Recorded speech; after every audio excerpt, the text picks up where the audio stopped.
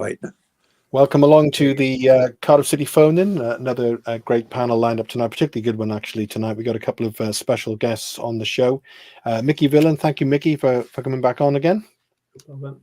Good to see you. Al Worth, my regular co-contributor and co whatever you are, Al. We'll leave it at that. Evening. And first time on the show, Terry Walton, who's the famous Ronda Radio 2 Gardner legend, is on the show. Hiya, Terry. Hiya. All right. Thanks for coming on. There's loads to talk about. In about half an hour, by the way, we're hoping to be joined by Andy Dibble, who we all have memories of Andy Dibble playing for Cardiff City, but he played for a lot of clubs actually. But you look around, but for us, of course, as special as time at Cardiff City.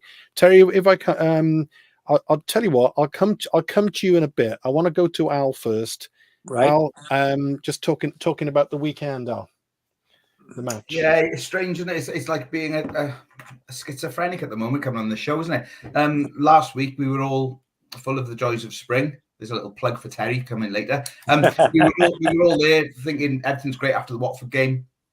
All the new signings, we'd have Turnbull come in, and we were all pretty confident, weren't we? And the talk in the pub before the game, all sort of thinking we're going to get something out of it. Good first sort of 20-25 minutes, and then it just collapsed. Then a disastrous 10 minutes, and from there, it's difficult at home, isn't it? The atmosphere just seems to fall away. Again, we said last week, away you got a different. I don't want to criticize any home fans, but away is a different sort of fan. It seems everyone's getting behind the team no matter what, and at home you seem to get, if you're 2-0 down, especially where we are, it seems the whole crowd are getting on the players' backs.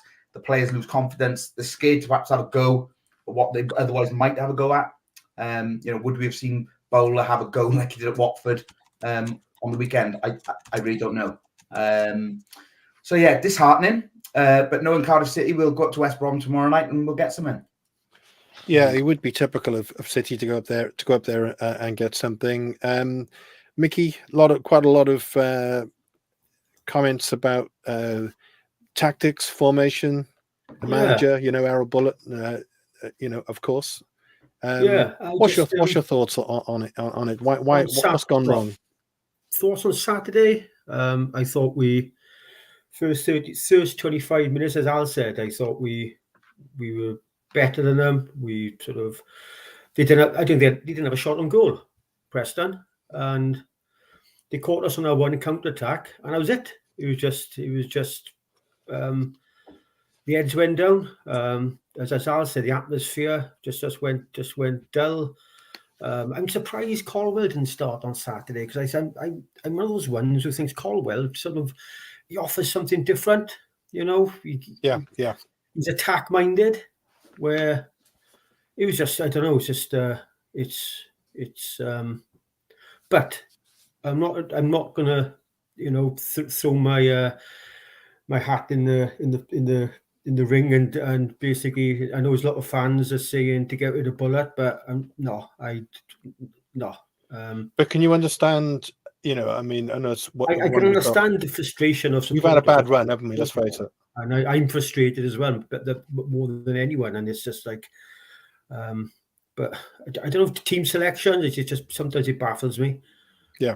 Again, Colwell, he should have started on Saturday. 100% he should have.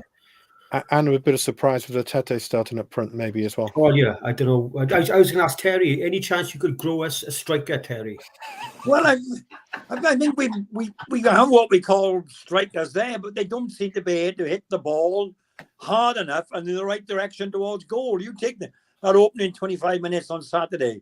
We had 5 shots, and 2 of them were saves, but they were sloppy, easy saves straight at the keeper. We seem to lack imagination in front of goal. And the thing I find frustrating, the team which came in last September, October, which put all those good wins together and were buying goals in, those players are still there. What has happened in the dressing room that these players are not got the confidence or are lacking in what's happening? And as you mentioned about Colwell, there's something strange happening there between him and Bullitt, that he seems to be taking a lot of criticism for Bullitt, and yet when he goes on, he quite often is man of the match. Can I go back to Turnbull? What Al said, Turnbull now. Now, it's my mate, he's a big Celtic supporter, and he said, Turnbull, any opportunity he gets outside the box, he'll shoot. And in the first 30 minutes, he had a couple of opportunities where I thought he's going to let one rip, and basically didn't do it. So I'm just, whether he's been told, just basically got a pass, I don't know. But it is frustrating. But as I said, I think we get something tomorrow up in West Brom. Just to ask you, Mickey, just to say, obviously, seeing you met Errol Bullitt, and he came up to Ferndale or whatever, and obviously, you had a chat with him and you got to know him a little bit. What's your thoughts on him so far this season as a manager, and what would be your inclination in terms of we have to make a decision at some point, don't we, in terms of contract? Yeah. No. I thought he came across honest, but I think was he sold something by Dalman and Ken Chu that there would be big funds available, obviously banking on the 10 million which would come in from the salary insurance. Obviously that hasn't materialized. Did he bring the players in he wanted to bring in? Me personally, I don't think he has. I think if you look at it, Kiefer Moore was nailed on, wasn't it? It seemed to be. He was nailed on to sign for us, and obviously he went to Ipswich, and he didn't work well. Whether agents dictate where players go today, don't they? Not players. So, but I've seen a few fans today on sort of WhatsApp groups and on social media asking for, if he does go, for the likes of Cooper, what's his name? Cooper to come in. But that has his pitfalls, because who was Cooper's right-hand man? Tate. Oh, yeah. Yeah, good point. Could you? Well, I just couldn't imagine it. No. Alan Tate, when he paraded a flag down in Millennium Stadium with the words "F off Cardiff." No, I don't think that's going to happen, Mick. I was just saying last week, but I don't think we can afford him anyway. I got to be honest. I mean, Tan would have to break the bank to get Cooper down here, but also, I don't think Tan trusts anyone with his money. I really don't. And I think he's a little bit. Do you know what? I think that's the big thing at the moment, because he had his fingers burnt with Malky Mackay, big time. He had his fingers burnt with Warnock, with these players on long contracts, and his Warnock sending. Well, as I said, I know it's pointless going back, but he has had his fingers burnt, and obviously, I think Bullock was promised money for players, and it hasn't happened, is it? And I don't think he wanted to bring his. I think he brought players in which basically were probably second best to what he wanted to bring in. Mickey, I just want to bring Terry in on this, but the main thing that we didn't bring in, I think it's fair to say, we didn't bring in the striker or strikers, did we? Really, that we were hoping for. If I go to Terry on the screen now, Nigel Harris, Mr. Nigel Blues, thanks a lot. It's quite a long read. I'll read this to you, Terry. 80% of City fans watch us at home. The footballing results have been unacceptable since October. Mr. Bullock seems more occupied in his selections and tactics, overthinking the opposition and try not to lose more than win, and doesn't work. It's really important he improves us the rest of the season and shows progress. He's got to stop playing one-dimensional football with two holding midfielders. We must see more front foot football. What's your thoughts on that, Terry? Well, again, this is a game where I become mystified at the moment. When he came in, we started off the season extremely well. We had that great run. So he was doing something right with the players he had then. And you take, I just feel it was a classic game where we played brilliant football, opened the defence up and scored 4 cracking goals. So I cannot understand why he's changed tactics and what he's doing. And I think the big problem with Cardiff City, it stems back to when this incident happened with Salah.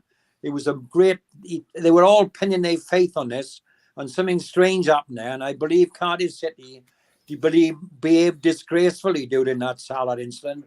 that they were trying to claim he never signed for the club, yet they were parading him around. And I think Tan changed totally towards the Cardiff City support group then after that particular incident. And I think the whole change in the Cardiff City setup changed after the Salah incident, when it all became about money, litigation, and all the money in the club was going into litigation, not buying players. Yeah, and of course there was the announcement, wasn't there? The first kind of decision was settled out of court. We don't know what the figures are and whether we don't know whether that recoups a large percentage or not, do we? And where that leads us with the more important, significant legal decision still to come. What I was going to say, Steve, was you read out Nigel's comments there, and got to be balanced, haven't we? And what Nigel has said has got a lot of support online. There are a lot of people backing what he said. Steve Wiggins was on last week. Wiggy was on last week, and he's in the same camp. Very, very dissatisfied with what's going on. So sometimes perhaps we'll sit on a little bit on the fence here. We do, but I think there's increasingly week on week now. I think people are, as Nigel said, 80% of people watch City at home, and it's got to be said. We've lost 6 of the last 8. You're coming away from there. It's difficult to get the enthusiasm to keep going back. It almost feels like a duty sometimes when you're going back there. Yeah. But again, like I say, you've got the balance there. But then you've got Steve Thomas has just made a comment, which and he's always kind of optimistic. So he said the last 2 windows we made some great signings. Do you think this window's new faces can push us on, as with the likes of Hugel, Doyle, Drama, and Cabba did previously? What we do for a Cabba at the moment. I mean, it's it'd be great if Jeju could turn into Cabba, couldn't it? Wouldn't it? Yeah. I see with the Jeju signing, coming back to what we were saying about Kiefer Moore right at the end. I think an agent must have forced the hand, and City thought they were going to come away with nothing there. I think possibly Kiefer Moore's agent might have been taking it right to the wire. City had to do something, because they could have been left with no one. Yeah. Ironically, I seen Ugbo scored 2 for Sheffield Wednesday on Friday night. I know. Yeah, that was strange, wasn't it? He couldn't do a thing at Cardiff, and then suddenly he turns out Sheffield Wednesday in dire trouble. Good win at home, 2 goals. That's Cardiff City. I just saw Mickey, and their strikers leave us and start backing goals in for fun. Yeah, that's been a classic for many years, hasn't it? Yeah. Mickey, I don't know if you see the comment on the screen at the moment. Bullett's too defensive minded. Comes from Mourinho's School of Management. I was in his camp. Well, we were all ecstatic after that, after beating the Jacks, and then the Wurzels at home. Yeah. However, with the last dire home defeat, I suppose people are, it's been the home form has just been so poor, Mickey, hasn't it, for quite a long time now? It has. Do you know what? I feel so guilty as well, because when we had him up in Ferndale, we just come off the back of beating them down there and then across there, and since then we've basically, we managed to escape a few good results. But things haven't been good since we've had him up in Ferndale, and look, I think the major frustration. We'll pull off a win, like Preston away. We were dead in the water there, and we come in with 2 goals in injury time and pull off the victory. We go to Watford last week. We pull off a 1-0 victory. We think, we know the confidence will go up. Preston North End at home, we'll stick 3 or 4 goals in here, and all San Ferrian, we're on our way up the league again. And yet, that's where the big disappointment from the home fans are. They'll pull off a victory away. They'll come back to Cardiff City Stadium and lose. And then it's a big swing up and down you can't cope with. I'm not defending Errol Buller, but what I'm saying is, if we sack him, who comes in? We back to square one. He's not the new manager coming in, no money. Whether he could get the dressing room back, I don't know, but it's a difficult one. I don't know if people are actually saying sack him, or whether or not people are just saying, look, he speaks the right game, but change the way he's doing things. I mean, we've got another comment here from John Stubbs.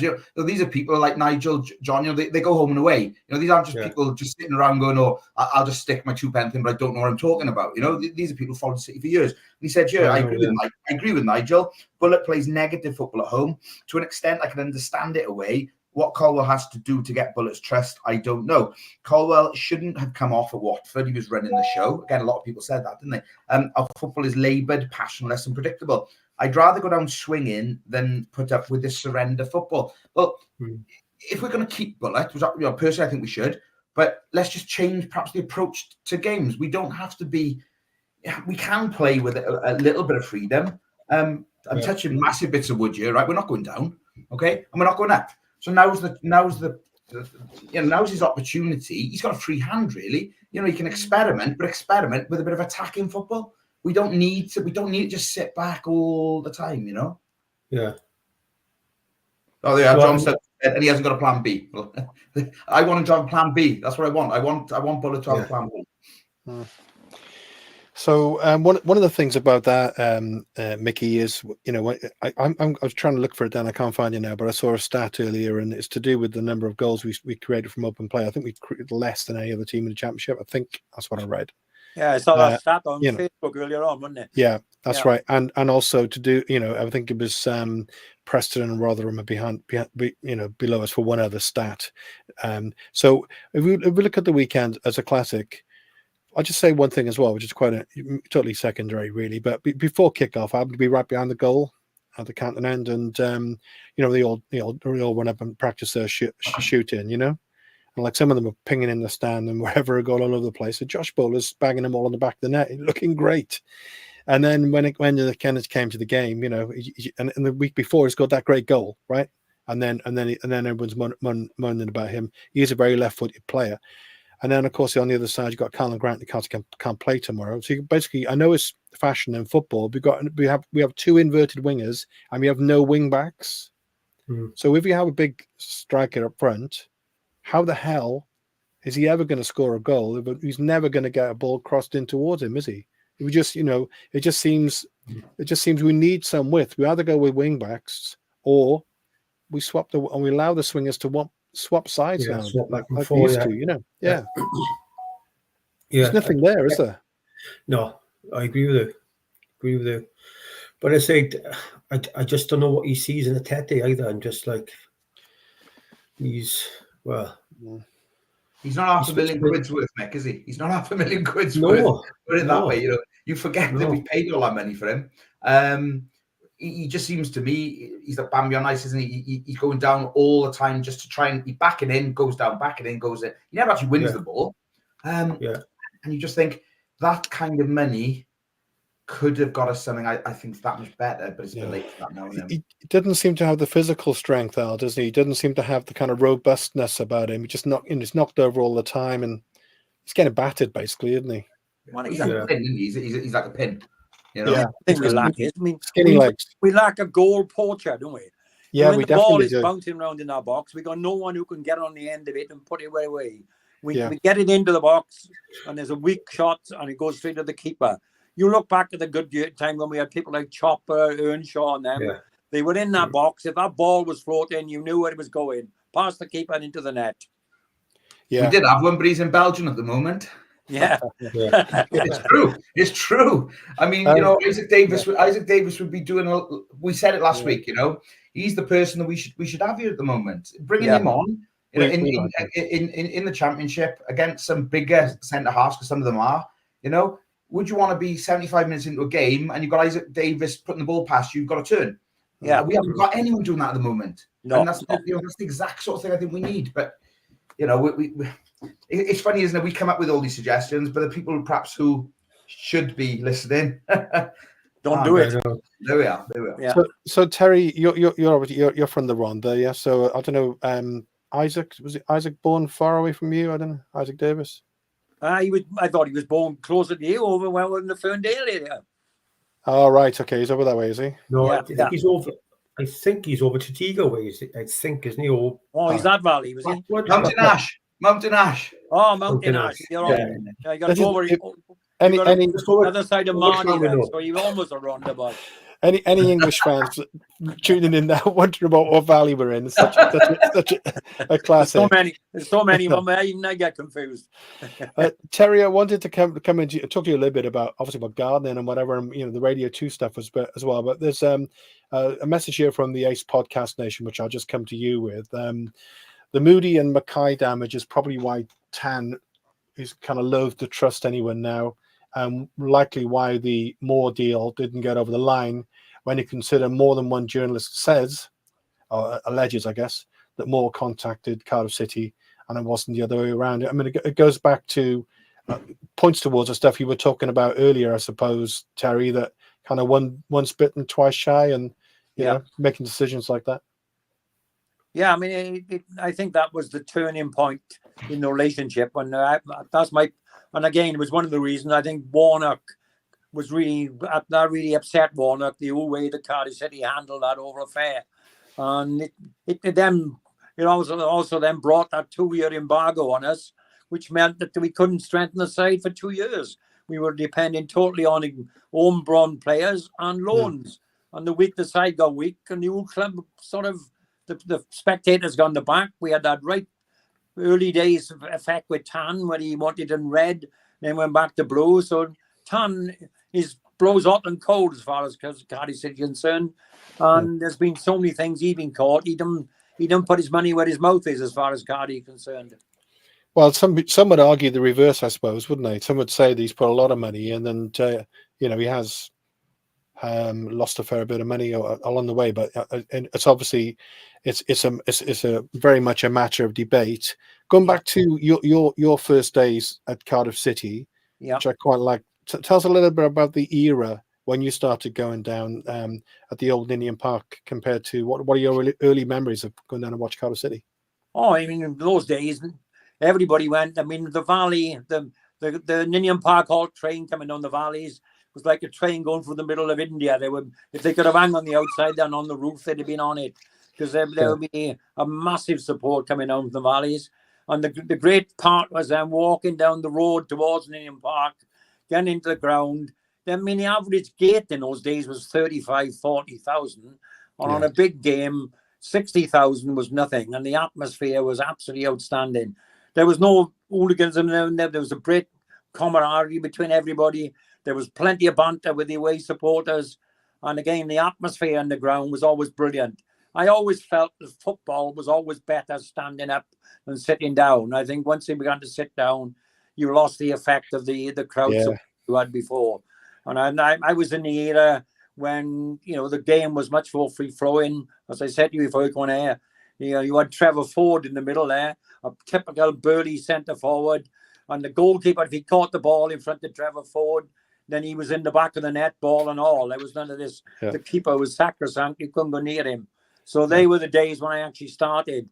And then the 60s come along, and we had a proper football side then. You had 5 forwards, 5 backs, and a goalkeeper. And everybody knew their position on the pitch. You had 2 wingers who could get the ball up. You had 2 inside forwards who could control the ball, and the centre forward who knew where the goal was.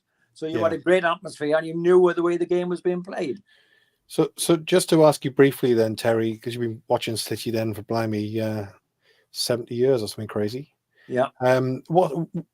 What's your thoughts about, in a nutshell, modern day football and the kind of designer stadium sort of thing that we're living through now compared to those days? Well, I think it took the atmosphere away, and took what it took away as well.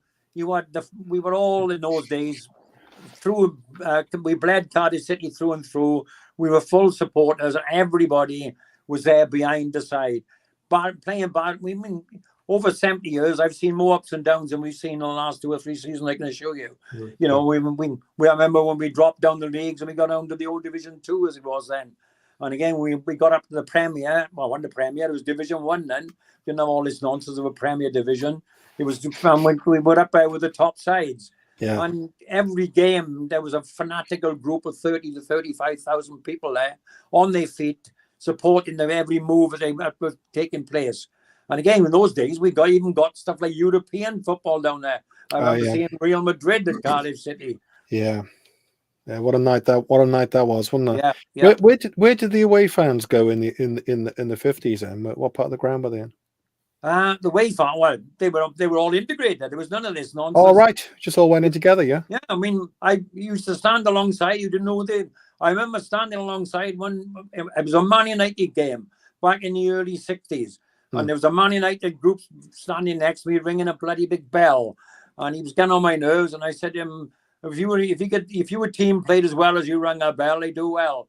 And you know, all that banter were gone, and you'd be bantering with somebody who would be complaining they were losing because of the ref. Yeah. You give him your glasses and say, "Well, I think you're not watching the same game as me." You could banter with supporters. There was never this segregation. Yeah. You didn't have an away section or home section. And back in the '60s, before I met my wife, I used to go to all the away games, and you could quite happily walk to the ground and banter with the away supporters, win or lose. You came away still being friends, and still the atmosphere was good. So somebody who may have an opinion on the old days at Ninian Park has just joined us. Andy Dibble. Andy, thanks very much for coming on the show tonight. Good evening. I eventually got in, but well done. No, thank you. I don't know whether you heard that's Terry Walton. You may have heard him on Radio 2. He's a got the most famous allotment in Britain, I think, and he just got gardening stuff on Radio 2. But he was talking about he started going down in the 50s, Andy, to Ninian Park. So as an opening gambit for you, what are your memories of Ninian Park as a stadium to play in? Oh, very special. Obviously, as people know, my first involvement with the club was from when I was a 10-year-old. Wow. Obviously, as a young player, but then my father used to take me to the game, so I loved the atmosphere of the ground, loved that old stadium feeling, and it was eventually made my debut as a 17-year-old, and a fantastic place to play football, where teams used to fear coming to. Yeah, it was, I mean, to the fan, maybe I'll ask your opinion, Andy, on this as well. We're just talking about Terry a little bit. To the fan, okay, me then, yeah. Ninian Park to me was just like heaven on earth. It was such a special place to me. And then when we had to leave, I was quite distraught. I remember the final game when we got battered and the firework display. We talked about it the other week and all the rest of it. And now we got this modern, purpose-built stadium. I just don't feel the same about it. I mean, is that just me looking back at those days with rose-tinted spectacles? I think that can be Cardiff City's my love. Everybody knows that, and I was fortunate enough to go on and play for Manchester City. So I totally agree with you. I prefer the old stadium personally. Good. You do have a new modern stadium. I say we. I wish I was still part of it, but I'm not. And I can relate back to a lot of people I talk to up in Manchester, where the same feeling is felt Main Road compared to the Etihad. You can never generate the same atmosphere in a new stadium as you used to be able to in the old stadium. I think the old stadium was more on top of the players, and it created a more ferocious atmosphere, whereas now it's a little bit further away and it doesn't seem to have that old feeling and passion. What was the most intimidating stadium you went to play at as a City player, Cardiff City player? Well, a long while ago, admittedly. It has to be the Vetch, because I made my debut on the Saturday as a 17-year-old. Sadly, when God bless him, my mentor Ron Healy had that serious injury. It set me on my way at the City, set me way in my goalkeeping and footballing pathway. But my first game was against Palace, and then the next one was in the against Swansea in the two-legged Welsh Cup final. Welsh Cup final. Yeah, we're going down there. It was a full house in the second leg, and as a 17-year-old, it was a fledgling. It was some atmosphere. So it was one of my biggest games. The Welsh Cup final might not be looked upon as big as it used to be, but for Mickey, me and you them, were there, I guess, weren't you? Sorry, I just wondered, Mickey, you would have been there for that game, would you? Randy, I was there, Andy. I was there for that game in the West Terrace playing the goals. It was that game. We got relegated, if you remember. We lost to Luton Town the week before on a Thursday night. That's right. If I remember rightly, we needed to win by 3 clear goals, but I think we lost 3-2. Kitch come on in the second half. I think he scored 2 goals, 2 late goals. And then we played Swansea at home. We drew 0-0 in the first leg. And then we went down to the Vetch, and the crowd was about 17, 18,000. And they were in Division 1, and we just got relegated to Division 3. And we had about 5,000 or 6,000 there, and we were all tightly compacted in our West Terrace playing the goals. Gary Bedder scored in the first couple of minutes, didn't he, if you remember? Yeah, that's right. And for myself, being that young, it was like I can imagine. Lions then, really. So it was a big, big night, and one I'll never forget. Obviously, nobody wants to be on a losing side, especially against the Swans. We all know that. Yeah. But what an atmosphere to make my debut in. I mean, at the back end of the scale, I made my debut for Glasgow Rangers against Celtic.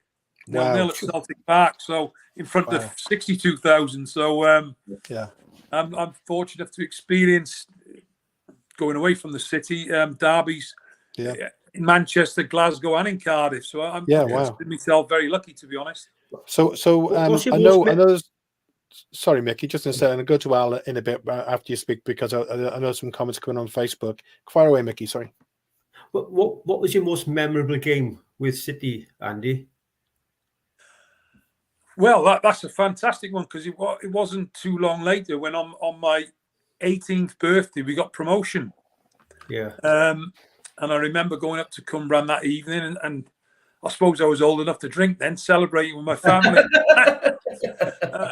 and all the team coming up, Phil Dwyer, Gary Bennett, everybody came up to Cumbrae, and it was a fantastic evening. We almost forget, Andy, right? That there was a full season effectively after your debut from when we got promoted. We were only 18 when we got promoted.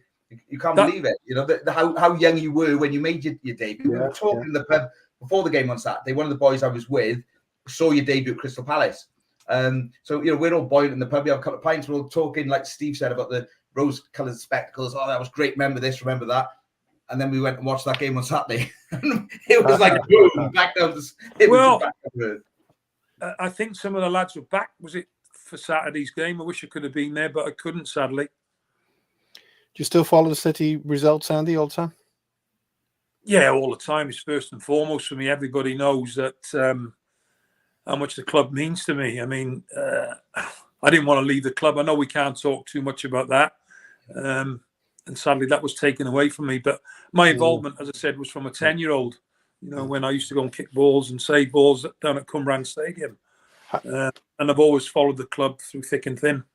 So and just before we've had a question. We've had a question on Facebook, and I don't know. We've had a question. I don't know if you can answer. It's nothing to do with you at Cardiff City, but more your opinion. Okay. So Jack Taylor's asked, "What were your thoughts on Runnison when he came here from Arsenal? What do you think there was a clause? Sorry, I've lost it now. There we go. Do you think there was a clause in his contract that said that he had to make so many appearances for us? Now that may you might not know. I don't know. I mean, I always think when our performances went downhill was when the manager started tinkering, because Runnison came in and all of a sudden things started to go a little bit.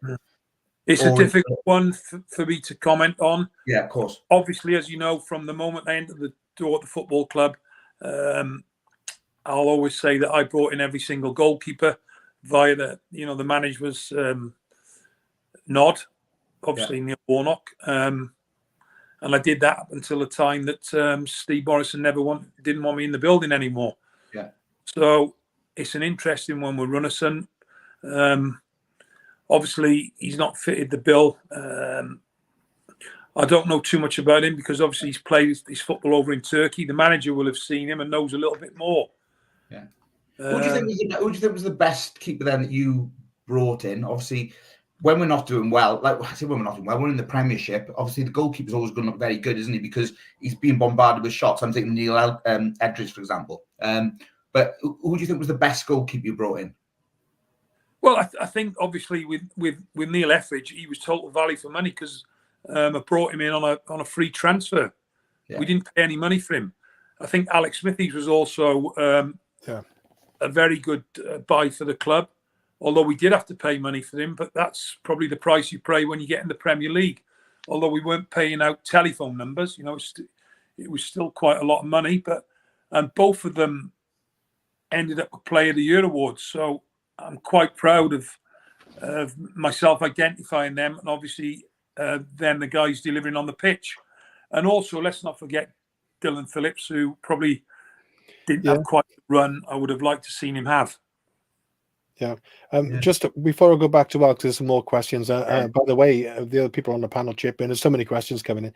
Andy, we were talking earlier, talking to Terry. Terry started watching City in the 1950s, and he was talking about Danny Malloy being a big centre half. And in my when I started watching City, my hero was one of my heroes was Don Murray. Yeah.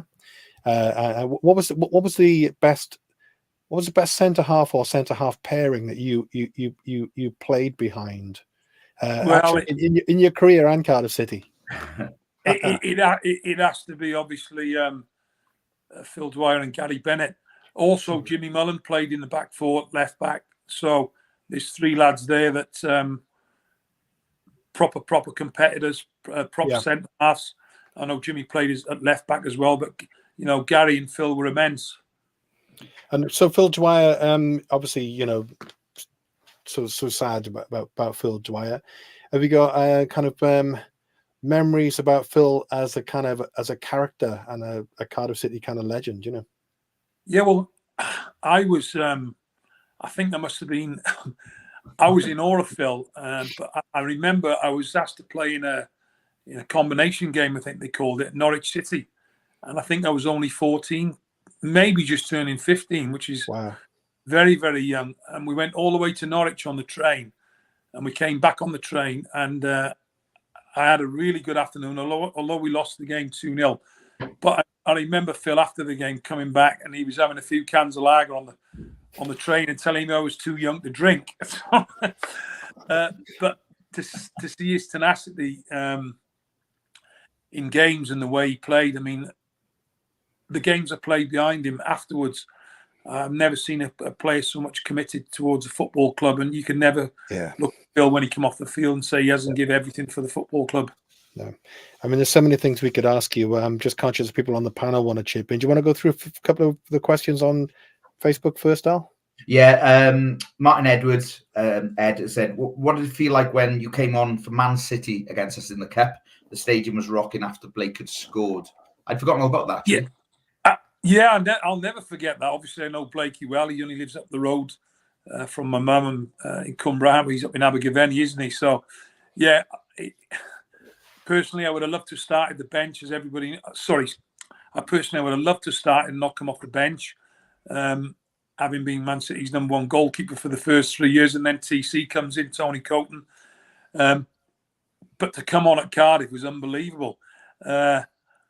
Afterwards, you wonder, bloody hell, he's old mate's fired something past me there.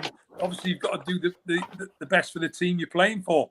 Yeah. But on that day, Cardiff were worthy winners of the game. And Steve Thomas, another one there, Steve, who I think he was living in London at the time, because he saw your debut as well in 1982. He said, I remember you saving a few penalties for us. Do you have a favourite memory of any spot kick save that you made while you were at City? I think it would have been at Leeds United. Oh, we temporarily lost Andy. That was a swear word. No. Pardon? It was a swear word. Leeds United. No. I'm sure he'll come back in. So what we're waiting for Andy to come back in, because it's great to be talking about it. Terry, have we got any memories of Andy Dibble playing for City? I don't. Andy was there when I was mainly in armchairs. I remember him very well, but I mean, I was more of an armchair supporter there, and I have no particular ones I can think of at that time. No. Okay. You're back. You're back, Andy. Yeah, sorry. We just. I don't know what happened then. I'm sorry, guys. No, that's all right. So Andy, you were saying about the penalty save at Leeds. I'm sure he's at Leeds. Would I be right? I'm sure he's from.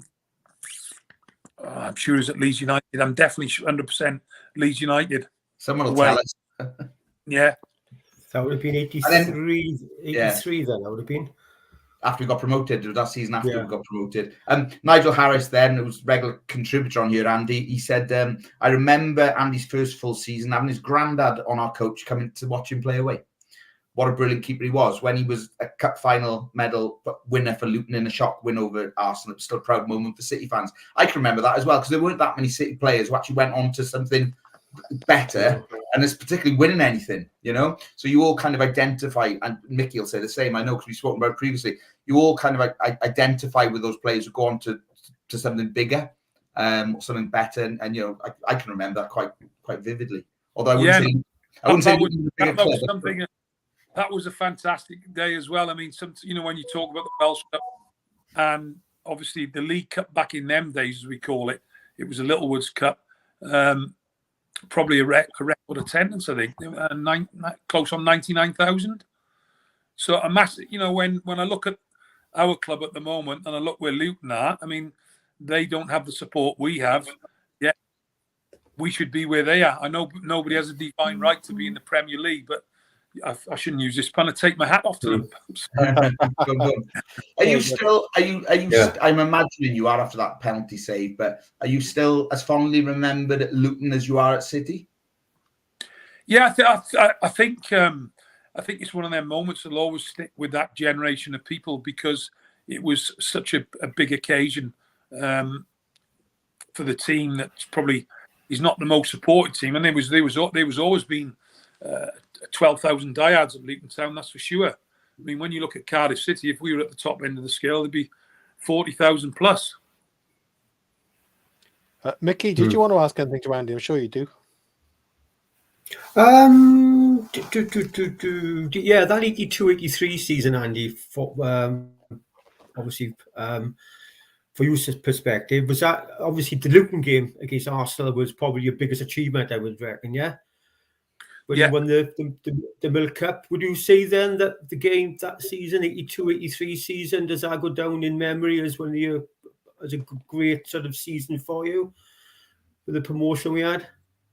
Yeah, it was a fantastic promotion year, and then and the following season as well, I really enjoyed. You know, it's now the Championship. A lot. I don't know. A lot of people said to me, "You might have left the club a bit too early." It was. I wouldn't say I wasn't forced out of the club, that's for sure. But the opportunity come to go to Luton with David Pleat. I was freed of a contract. Maybe if I'd have stayed on a couple of more years, it might have been more beneficial for me. It's always, you know, the past is gone now. But my times at the club are special for me, whether it's been as a coach or a player. So I think I'm right, Andy. Correct me if I'm wrong. I'm always wrong, but I worked out to like 19 clubs you ended up playing for altogether, and you went back to some of them a few times. There's a lot of clubs you went to. Yeah, I think. Well, what happened after I left Luton to go to Manchester City? In them days, you had no sort. I tell a lie, because obviously I did come on before they introduced the sub goalkeeper to coming on, which we talked Cardiff game. A lot of them clubs were loan clubs, so I was one of them that. When Tony Colton came, I didn't want to be one that was going to sit on the bench. So you'll see in there are a few loan clubs. You know, the West Broms, the Sunderlands, the Bolton Wanderers. They were teams where I didn't want to sit on my bum. Yeah. And I wanted to go and play football. I wonder if that same attitude prevails in modern day football with the money that's knocking about. But well, it's interesting because, you know, you can become a millionaire in the Premier League. Absolutely, yeah. Which obviously, you know, I wouldn't have wanted to do that. I wanted to play as often as I could. What's your thoughts on this thing? We talked about Runnison earlier, and we've talked about it with other goalkeepers, and this playing from the back stuff, and that it's almost like a goalie when these days. You know, it's terrifying sometimes when you see it going on. As a more traditional goalkeeper, any thoughts on that at all? I think that, I mean, I've been fortunate enough now to see football from the bottom league up to the top league and vice all through the levels. And I think you've got to play to your players' strengths. Obviously, you know, now I'm working for Accrington Stanley, which I'm thoroughly enjoying. It's a different type of challenge. A very young team, working at the moment with a young lone goalkeeper from Manchester United. I'll just give you an example. We tried to play MK. We played MK Dons Saturday, and they just tried to overplay. we nearly caught them on several occasions. Hmm. Sadly, we ended up losing the game in the last minute. But I think I like to see more of a mixed game rather than take silly chances. Hmm. Not everybody can obviously be like Manchester City, where you've got everybody from 1 to 11 mega comfortable on the ball. Yeah. So for the sake of the goalkeepers as well, because it can rule their confidence, I don't know why managers are asking them to take chances and do things and give the ball to players that probably are not as comfortable on the ball. So I like it, but I'm not totally all for it. I think there's got to be a little bit of common sense has to prevail from the manager down. Have the rules of football changed? What are the main changes, shall I say, to football since you kind of retired? Because obviously there's the 4-step rule and all this stuff. All that things seems to change. It's like lots of ways quite a different game now. Would you say? Yeah, it has, and when you look at the back pass rule and all that, and now when even from the thing that sort of like angers me as well is when the ball does go dead, and you're talking about goal kicks, and could be my own goalkeeper, for instance, how long teams are taking now. That the time wasting side of it seems to have gone out the window. People are taking a lot more longer now from dead ball kicks than ever. Yeah, it happened on the weekend actually. Andy, got to ask you this one. Yeah, do you do you grow any vegetables in your garden or anything, or do you into your gardening stuff? I try and help my mum when I'm back in Cumbraen, and I'm back in Cumbraen with my mum. So what does your mum like to grow? There's bits and pieces there to do, flowers and plants, that and the other. And Terry, got any advice for Andy Dibble's mum? Andy Dibble's mum, get him in the garden more. He's a big lad. Well, she makes some beautiful Welsh cakes as well. They're not from the garden, but that's her pride and passion is the Welsh cake. So, and obviously, at the moment, I was back last week. We couldn't get out there too much really because of the weather, but putting bits and pieces in and cutting the lawn and putting some veggies in and this, that, and the other. Oh, what's your policy, Terry, on having a pair of goalposts in the back garden? Is that bad for the grass? What do you think? No, I've been. They'd be handy for growing some beans up and the net at the back. I could put my peas on. So if they were down at the Cardiff City Stadium, they wouldn't get disturbed either, would they? No. That's the other thing, Andy. Somebody else that's like playing on a beach at Ninian in the old days. That big line of sand that used to run down the middle. Was that problematic at all? Was that during your era? Was it poor surface then? Well, it's interesting talking about that because I mean nowadays we used to play in the frost, didn't we? A quarter of the pitch might be frozen. You get on with the game. I think the mentality of the players and everybody surrounding and I know you have to take the players' safety in as well, but players' attitudes were different in them days. You'd go out and you just get on with it. You'd have to really. It's just a different. Everything's changed now, hasn't it? So, well, I mean. The ball in those days as well was leather. Oh, yeah, of course, yeah. When they played on the wet pitch, that thing was like a bar of soap and a lump of lead, wouldn't it? Yeah. During your time, sorry to interrupt. Just thinking during your time at City when you were coaching, as much as you can say, were there any players who you thought really, either who are there now or who've moved on, or you really thought stood out for the time you were there in terms of talent? Well, there's one of them who's doing really well for one of my best friends' team, and we all know he had his problems off the field. Is Mendes Lang? Yeah. And he's talent-wise, or just it's interesting from us to see your perspective on someone like that. Yeah, talent-wise. I mean, Mendes is a fantastic player, and I'm glad he's doing so well again. That year we got promoted, I think he ripped teams apart, and I think sometimes. He was a player that could carry the ball up the pitch, run past people, and he did have his problems off the field, but you'd have him in your team all day long. He scored two at Old Trafford, didn't he, on the last game in the Premier League? Yeah. Yes, exactly. 1-2-0. It's nice to see Bobby Reid doing well at Fulham. I know he didn't fit into plans quite as well under Neil, but he's won us well. And what about the youngsters? The youngsters now, sort of, you think Ruben Colwell, Isaac Davis, well, and mean, I'm not picking the team at Cardiff, but from a young boy, I never forget when Mick McCarthy came in the door, and we spoke about Reuben, and I said, Gaffer, I said, he's one for the future. He's got to play. You've got to play him at some stage. And to be fair, Mick did give him a chance, and I'm so surprised that he's not in the team at the moment. For me, he'd be in. I'm not telling the manager to pick the team, but we'd all, as we're here now, we'd all pick different teams, but he would be in my starting lineup at the moment for Cardiff City for sure. What do you think of Cardiff City and the way they're playing at the moment? Tactically, because we were talking earlier about the fact that they play with two kind of inverted wingers and no wing backs, and they've got a big lad up front. There's no service, It seems to be up and down at the moment. I mean, obviously the home form is not very good, and you go away and get good results. Very, very topsy turvy, up and down, and it doesn't seem to me as if you find the right blend at the moment. Yeah. Do you have any opinions on the kind of formation or the tactics at all, or is that just the way football is now? I don't know. It's interesting, like I said earlier. I mean, is the build-up too slow? I don't know. Sometimes it looks as if it's too backwards and forwards to start with. But obviously they know what they're trying to get, but they know what they want, but they can't seem to get it at the moment.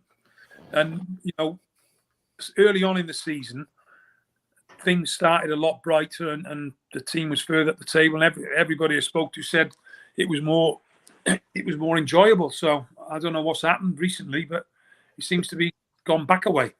Yeah, and Al, there's a message there which has just come in from Nigel. You might want to put to Andy. Quite a good one.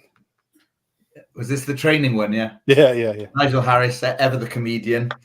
Andy, training at Merthyr Mawr sand dunes, playing at Ninian. Life really was a beach back then. Well, those were probably the toughest pre-seasons I've ever done in my life. And in them days, if you would not be able to get a professional footballer to run in the well, it'd be unknown virtually. But that's what we did under Lenny Ashurst. And it was such a tough grinding that you'll honestly, it was unbelievable. But I've got to be honest, I came out feeling so fit, as did the team, and we benefited from it. That was an amazing achievement, that 82-83 season. If you look at the team photo from the start of that season, I think it was you, Martin Thomas possibly might be the other goalkeeper. I think we only had 12 outfield players in that team photo at the beginning of the season. And you look at that and you think, Christ, there's no squad there. We're going to go nowhere. And obviously after the Easter end, and we did so well. But it's incredible to think how well, and he brought Bob Hatton in, didn't he, for example, but how well Ashurst did to get us out of that division. Yeah, he did. I mean, Len obviously was a very, very passionate guy, as you know. And he was one of them that could get the best out of players.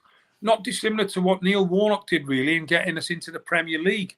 Probably a team at the start of the season that wasn't full of superstars, and nobody at the beginning of the season would have tipped those teams to get promoted. But they had the togetherness, the bonding, and also that fight, and with some decent players as well, to get over the finishing line. What was Dave Bennett like to play with, Andy? Dave Bennett and Dave and Gary are still big friends of mine, still keep in touch with them. What a quality player. He could go up and down. He could turn. He wasn't lightning quick, but he was dinky. He could cross a ball, as we all seen in the cup final for Coventry, where he put the ball in for Keith Ouchie. Yeah. For the winner. So probably Dave would. I think Dave would be one of the best crossers of the ball I've ever played with. Yeah. How did we ever sign him? I've always wondered how we ever. Sorry, Mick. I've always wondered how we ever signed him. I know Tony Book. Did Tony Book come? And then somehow we got him. But to me, 1 minute he was playing FA Cup final for Man City, and the next minute he was signing for us. And I just couldn't. Yeah. Even today, I don't understand how he ever came. He was such a fantastic player. I think. I just said that 82-80. Go on, Dave. Go on, Andy. No, I'm just going to say I think Tony Book would have had a lot to do with that. But like you say, it was a brilliant signing for the club. One of the best for me. Just going back to the 82-83 season again, Andy. Obviously, it was fantastic for the club, etc. But for us supporters, as you said, we travelled everywhere that season, and it was a defining moment as well. In sort of, maybe a silly question, but the trends on the terraces were sort of changing.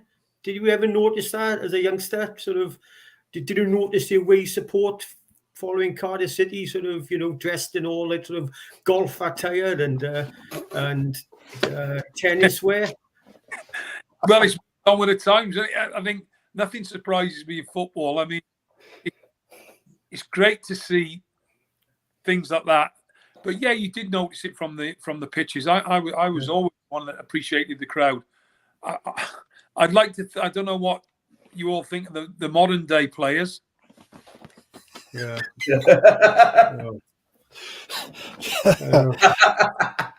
Well, one thing I always tried to do, even when I was a player and while I was staff, my biggest thing was to always clap the fans. It was never, I know, hand on heart, that I never left the pitch without clapping the fans. You know what I mean? Yeah, I know. Yeah. Somebody just responded to my comment about vegetables. I only asked if Andy grows vegetables, just encouraging the conversation with Terry Walton because he's a gardening expert. They're having a pop at me now, Andy. But there you go. So this is it weird, Andy? I don't know. How do you feel about it? Here we are.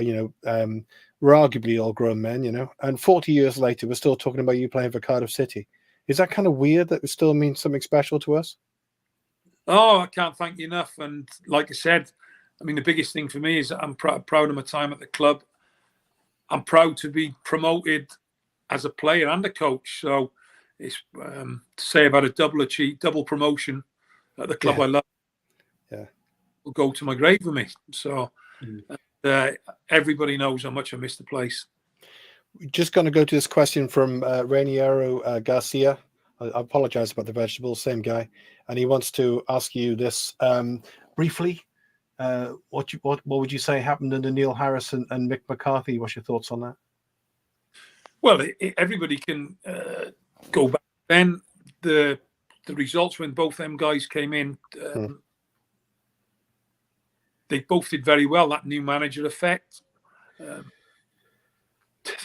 Everybody knows it's a result-orientated business. 5 or 6 games losing streak, and then the manager's out the door.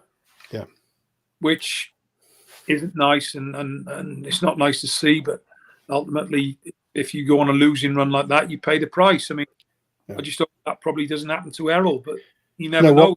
I wanted to ask you about Errol while you're on as well. Just so, if you want to give an opinion, what's your opinion of Errol Bullitt? He's out of contract at the end of the season. The club has to make a decision. Should they do that now, and should they give him a new contract? In your opinion, is that a sensible way forward? That really is a difficult one to answer. Sorry. No, it's fine. No, all I was going to say, I don't really know the man. I mean, he did start well. Obviously, I keep in touch with loads of people, as everybody knows, in South Wales, and there seems to be a little bit of disgruntlement at the moment. One thing I would say was that I'd like to see a bit more stability. And personally, from an own personal point of view, I would have loved to see Nathan Jones as manager. Yeah, that's a good call. I mean, that's my personal thoughts. Yeah, and around the boy there, Terry. Yeah, that was a good thing. Yeah. Should we whiz around quickly for talking about the West Brom game? You played for West Brom, Andy, didn't you? I think over the years. Yeah. Well, I'll talk on a little bit about the club. What's your prediction for City tomorrow? Obviously, Colin Grant can't play. We've gone through a bit of a bad run, but knowing Cardiff City, they might go away and do a Cardiff City. Well, it wouldn't surprise me if they went away from home and won the game, which they have done with recent victories away. Obviously, the away form's better than the home form. Last time I was there with the club under Steve Morrison, we obviously got a draw there, and Valérien Ismaël was in charge. It's a difficult place to go, and I know West Brom are doing really well, but it's not. There's a good chance that they could go there tomorrow and pick up a draw, in my opinion. Terry, what do you think tomorrow?